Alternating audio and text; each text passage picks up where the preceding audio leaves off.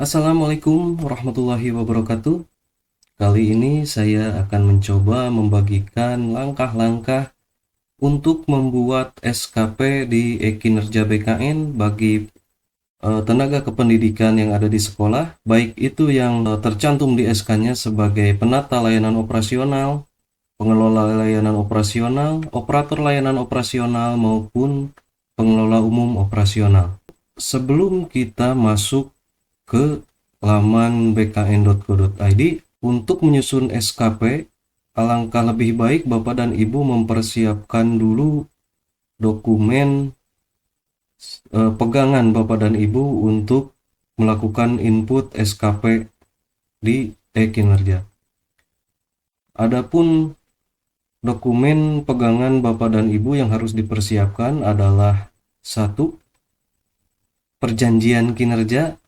Yang kedua adalah SK pengangkatan Bapak dan Ibu sebagai P3K.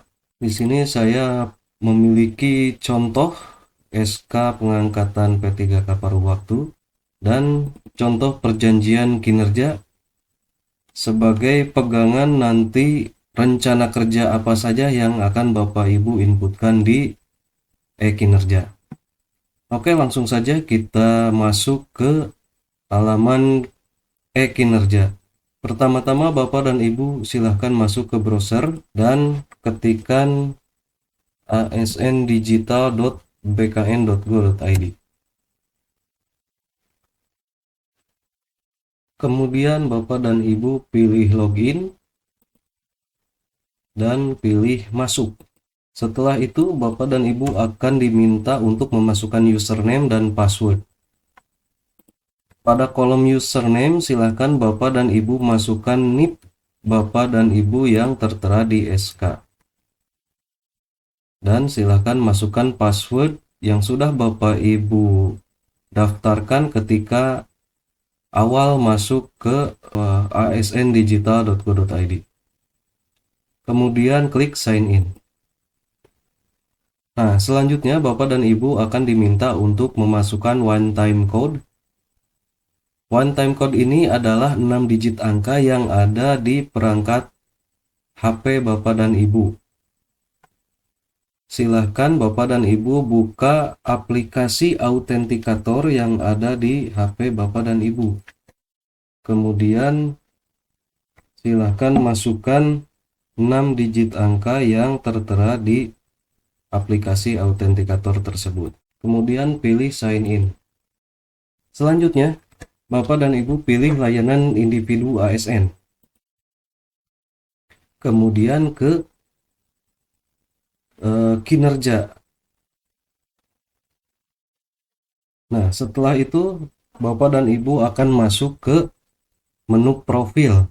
Di menu profil ini Bapak dan Ibu akan melihat data pribadi Bapak dan Ibu, dan tolong pastikan data atasan Bapak dan Ibu sudah sesuai, yaitu kepala sekolah di lingkungan sekolah Bapak dan Ibu atau yang bertugas di SMP. Kalau memang ada kepala TU di SMP tersebut, pastikan nama data atasan ini adalah nama kepala TU. Selanjutnya Bapak dan Ibu untuk membuat SKP, kita langsung saja klik menu SKP yang ada di sebelah kiri. Nah, di sini di daftar SKP ini masih kosong. Kemudian Bapak dan Ibu tambah periode SKP. Kemudian nanti Bapak dan Ibu akan diminta untuk memasukkan periode awal dan periode akhir.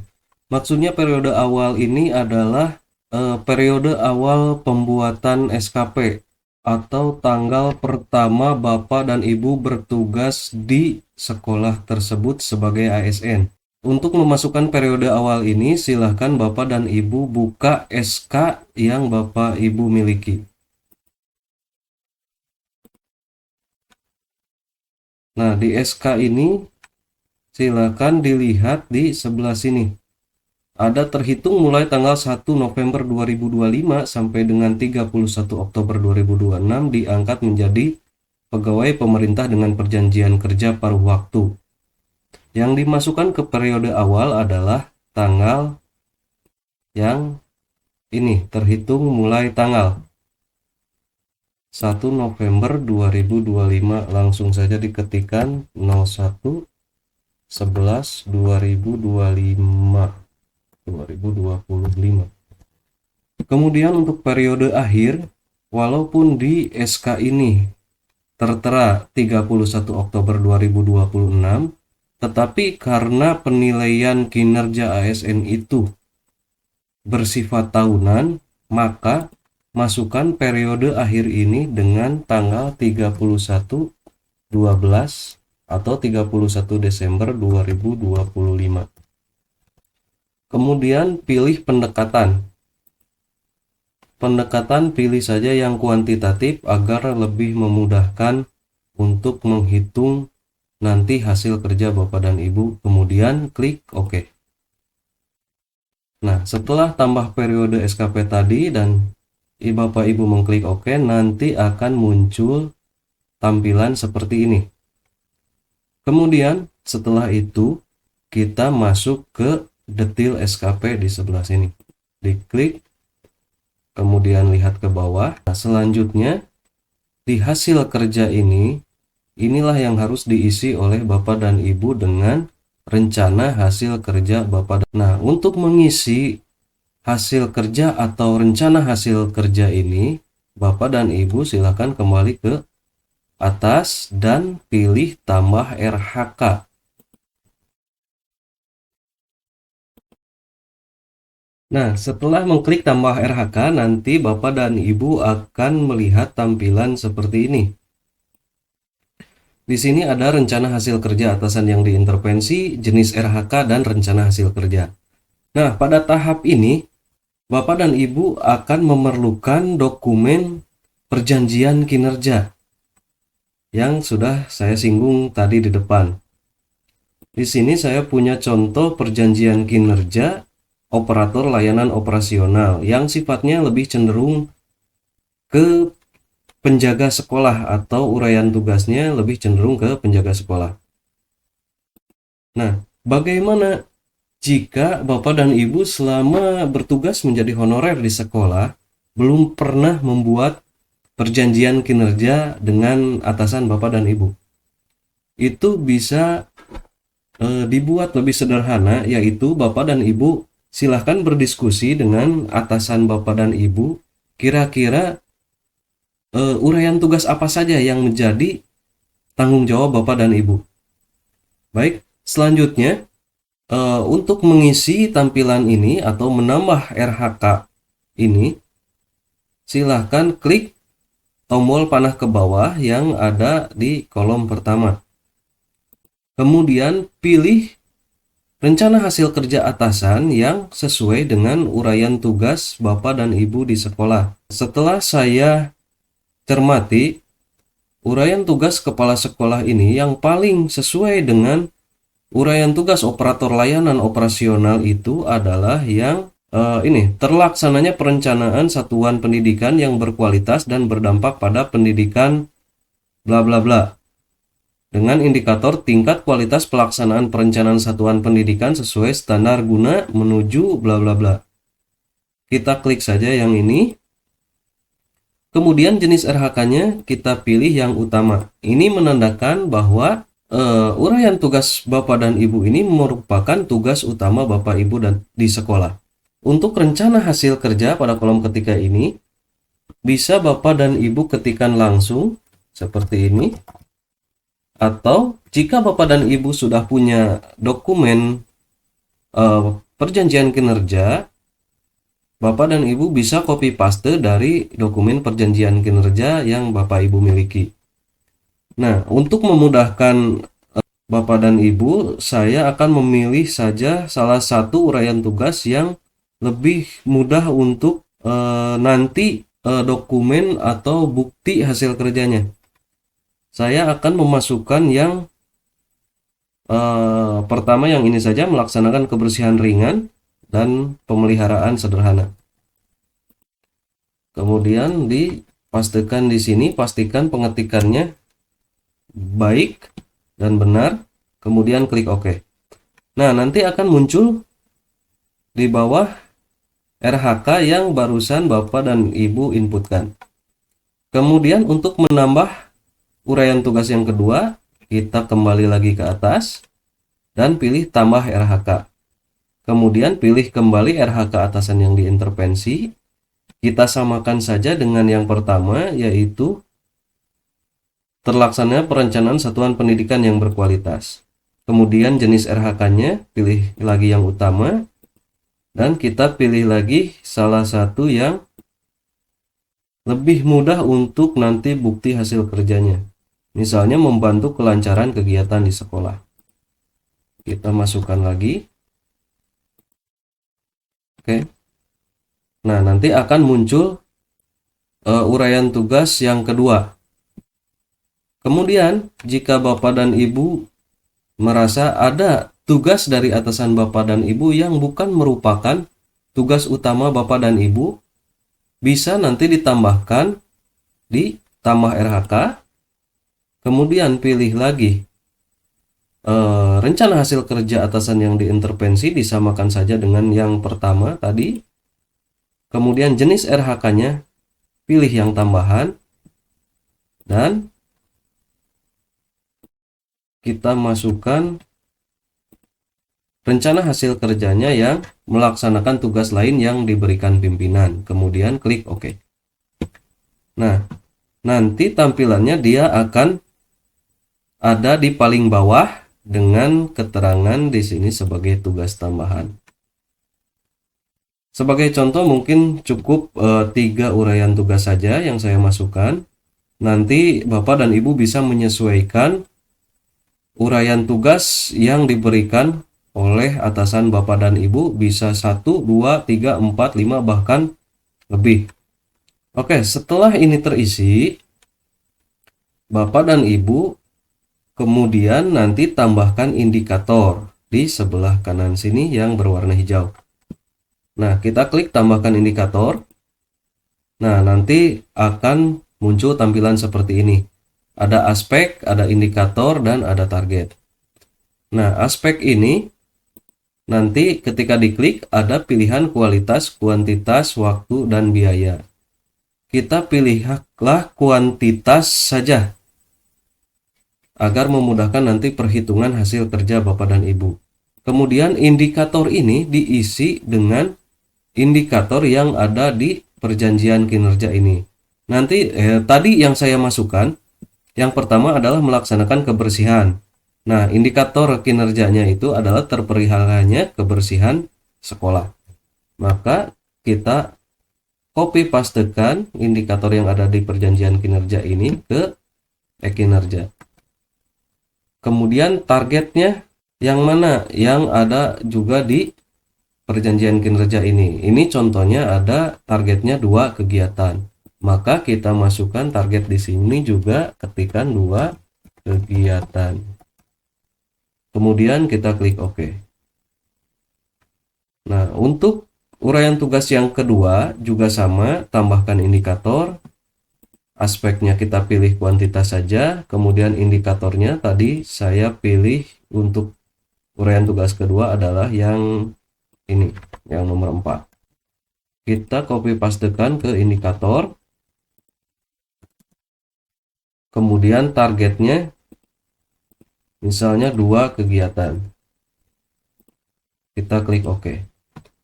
Kemudian yang tugas tambahan tadi, kita tambahkan indikator lagi, aspeknya kita masukkan saja kuantitas.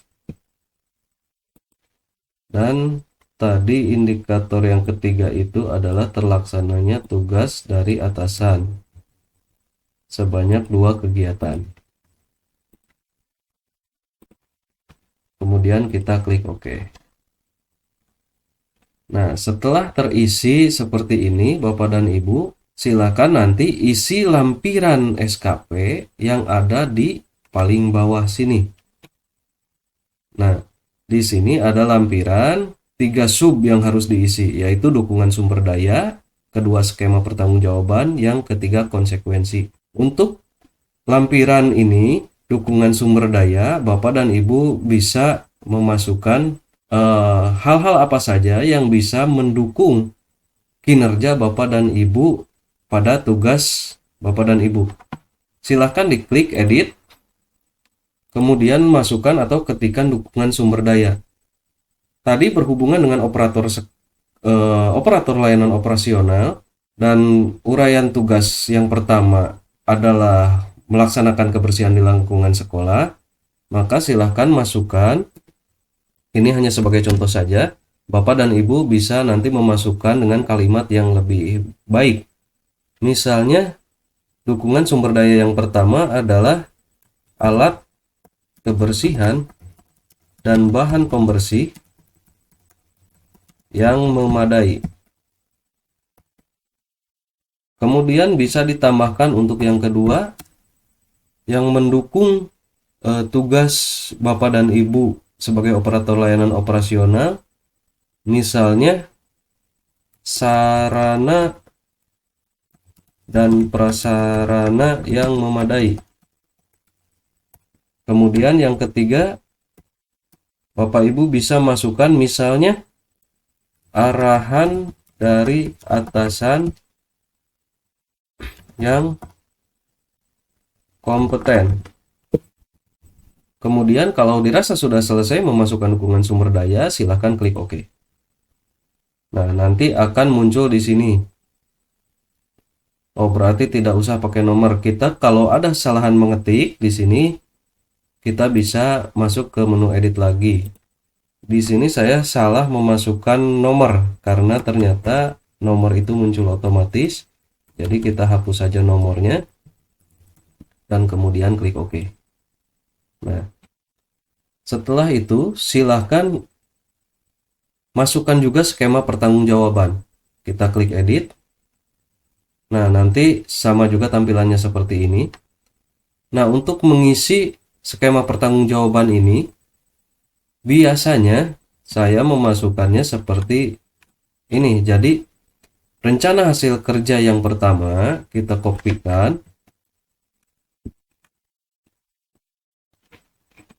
Kemudian kita masukkan ke sini, kita paste di sini. Melaksanakan kebersihan ringan dan pemeliharaan sederhana ini dievaluasi setiap bulan.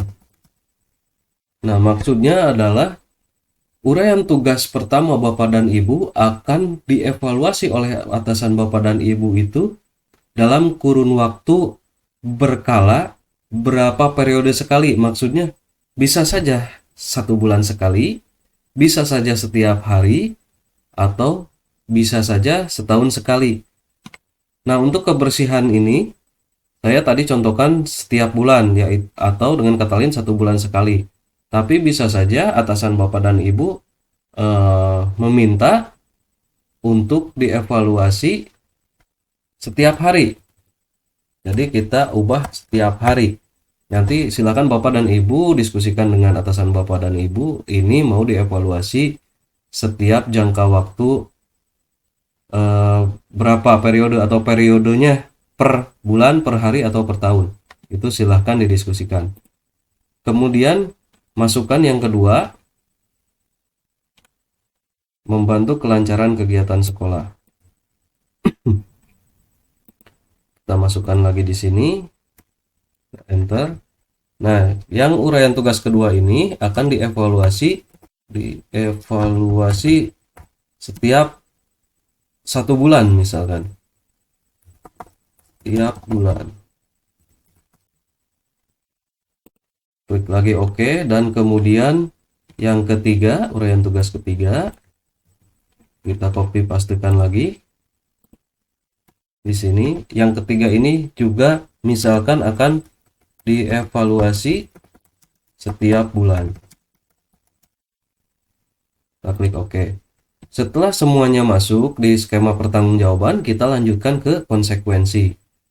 Nah, kalimat di konsekuensi ini biasanya adalah perjanjian atau konsekuensi positif dan negatif.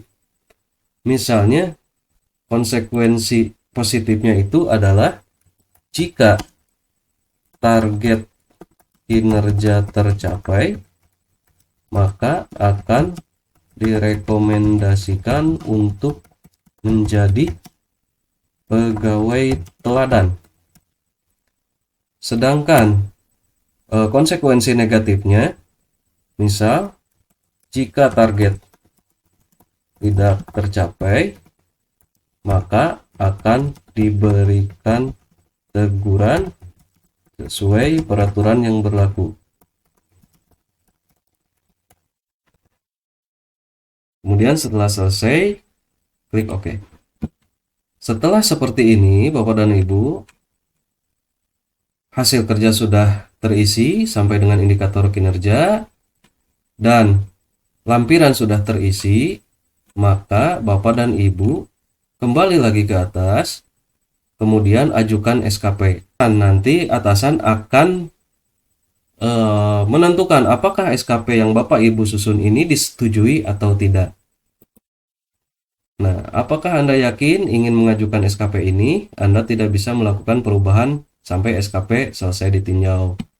Jadi, setelah Bapak Ibu mengklik ajukan SKP, Bapak dan Ibu sudah tidak bisa mengedit lagi SKP dan lampirannya, atau kecuali dikembalikan lagi atau tidak disetujui oleh atasan.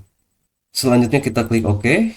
Di sini tampilannya sudah berubah, Bapak dan Ibu tidak bisa mengedit lagi dan hanya bisa menunggu nanti hasilnya dari atasan Bapak dan Ibu apakah disetujui atau tidak disetujui.